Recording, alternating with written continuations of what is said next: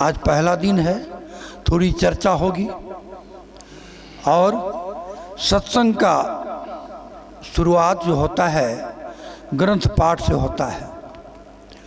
आज आपने सुना है कबीर की एक साखी, सकलो दुर्मति दूर करो अच्छा जन्म बनाओ, काग गौन गति छाड़ के हंस गौन चली आओ। इस साखी में 4 बात है। सकलो दुर्मति, दुर्मति 1,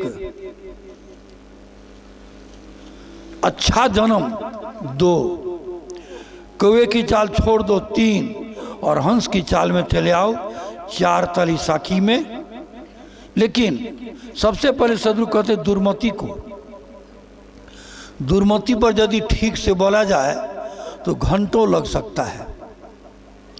आज मानव के बीच जो दुर्मति है, इस दुर्मति के चलते समाज में जो इतना व्याप्त भ्रष्टाचार है, अनाचार, कदाचार, व्यभिचार, झूठ, बेईमानी, लूटपाट, मिलावटबाजी, अनेक तरह के जो दुराचरण हैं, शराब, गांजा, भांग, बीड़ी, सिगरेट, गुटखा, जर्दा तथा माता पिता गुरु की अवहेलना और चेतन को छोड़ करके जड़ की पूजा के सामने सिर पटकना, पूजा के नाम पर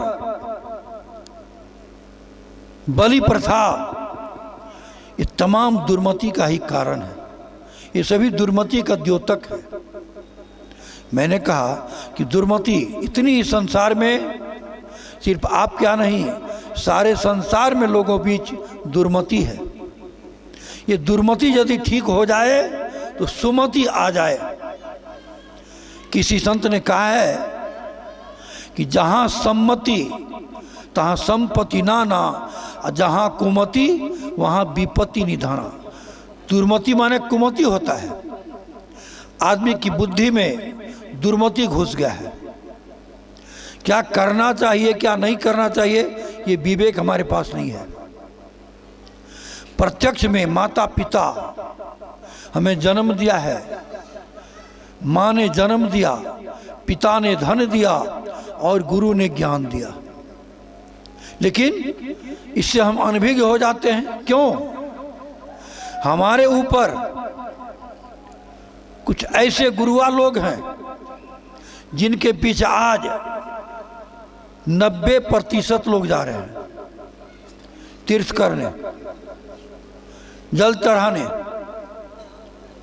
पूजा करने, व्रत करने। ये तमाम दुर्मति का परिचायक है। वेद में चर्चा है, आपको पता होना चाहिए। आज जितनी धूमधाम से पूजा पाठ होती है, वैदिक काल में इतना पूजा पाठ नहीं होता था। लेकिन मानवता की चर्चा थी वैदिक काल में। वेद में 3 ही देवता की चर्चा है।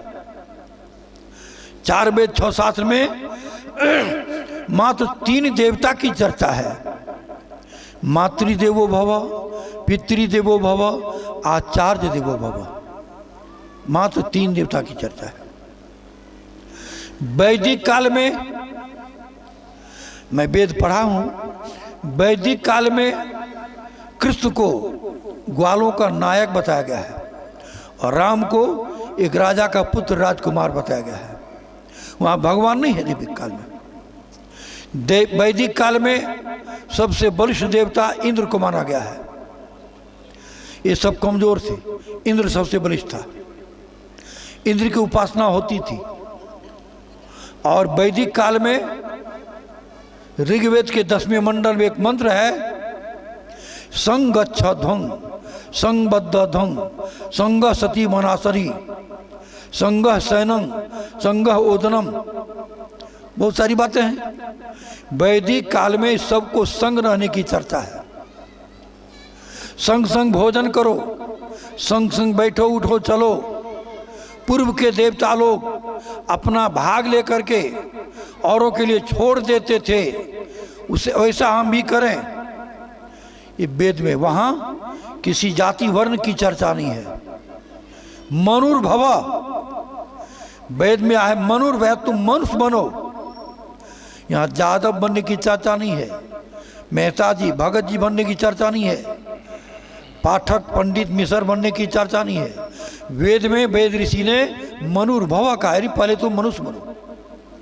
और कबीर साहब लगभग उसी वेद की चर्चा में कहते हैं कि मानुष होके नाम हुआ, मुआ सो डांगर डोर, एको जीव ठौर नहीं लागा, बया सो हाथी घोर। वास्तव में जो मनुष्य बन गया वो अमृत को प्राप्त कर लिया, वो मरता नहीं है।